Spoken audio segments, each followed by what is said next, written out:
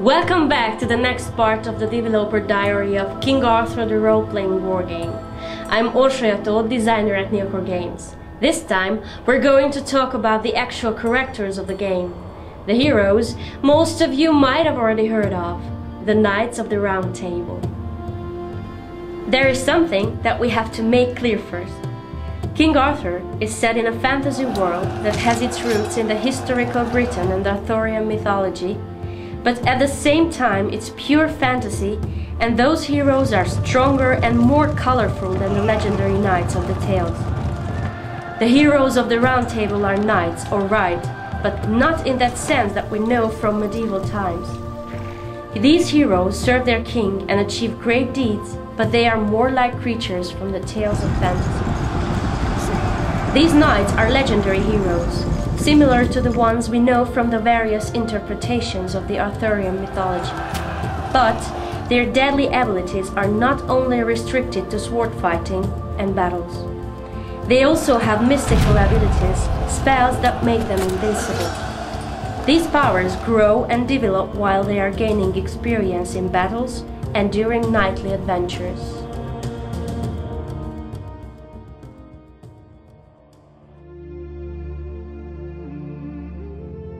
You, in the role of King Arthur, start with one knight. He is the foster brother of King Arthur, Sir Kay. Later you can gather different heroes to your own round table, some of them well known from the tales. There are various ways to recruit a new hero. By accomplishing important storyline quests, these are the objectives, or during adventures. But you can't take their services for granted. Heroes can easily leave the round table if they feel that their demands are not fulfilled. They can even betray you if they have a different morality rating than yours. There are ways to keep them in the court though, but it will not be cheap, because they will require fiefdoms, powerful artifacts, or wealthy brides. The round table exists in the game as well. The round table screen is where you can see all your available heroes and check all the options you have with them. The heroes of King Arthur belong to one of the three basic classes. Champions are deadly warriors in battles, warlords are excellent leaders and liege lords, while the sages are the masters of the mystic knowledge called magic. Character development is the most important role-playing element in the game. The heroes gain experience points in battles that depends on how many enemies they have defeated. The other way to gather experience is to go on the adventures that pop up on the campaign map. Experience points can be used to boost skills and abilities when heroes gain new levels. There is no limit to the maximum number of levels in the game. There are two different skill groups. The first is the group of class skills. The class skills of the champions make them deadly in battles and give boosts to their troops. Warlord skills have an impact on the upkeep of the armies and give bonuses to tactics in battles or make the units more effective in a certain range. The sages can cast deadly spells from far away or even summon storms. Or they can make their units withstand the negative effects such as the bad weather conditions. The other group is the general skills. These are not class related, but they are very unique skills, some of them already available on the starting level.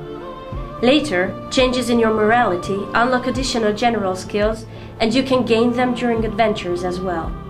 When you begin the game, your heroes will mostly have class skills, but later you will get more and more general skills. These make all classes unique, so a champion could later cast lightning at the enemy, a sage can be a deadly warrior, or a warlord might be capable of summoning storms.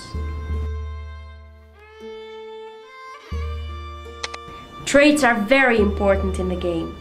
These are the very personal advantages or weaknesses of a hero. Some of these traits influence economics, for example, but mostly they make the heroes unique. For example, Sir Camelot is a deadly warrior on the battlefield, but his traits make him a very dangerous ally. He governs with iron fists, and if you don't give him enough provinces to rule, his loyalty starts to drop until he leaves your court. Heroes have their own morality ratings as well. They can be rightful knights or tyrants, Christians or believers of the old faith. The morality of the hero usually won't change unless something huge happens with him during an adventure. As I have already mentioned, heroes have a loyalty rating. If it drops low, they can abandon or even betray us. Some of your decisions as King Arthur will have a negative effect on their loyalty. Rightful heroes, for example, don't tolerate if you torture the prisoners to death. Their morality and their traits also count. If you give them provinces or a marriage, they can be satisfied for a while. Marriage is simple. There are many damsels in the court. Princesses and noble ladies often come to Camelot, and you can choose a suitable bride for one of your heroes. These ladies bring money or gifts into the marriage, and they also have traits that influence the life in the fiefdoms. Choosing the perfect bride is an important tactical and economical decision. Our heroes will get powerful artifacts from their defeated enemies or during adventures. In King Arthur, these artifacts are not the usual boring magic items that grant some boost to abilities, but most of these items grant brand new skills. There are special artifacts that can be developed and improved, and they have their own abilities.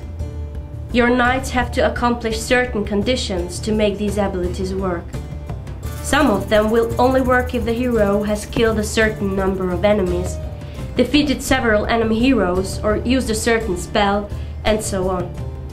These artifacts grow stronger with the hero until they become legendary items.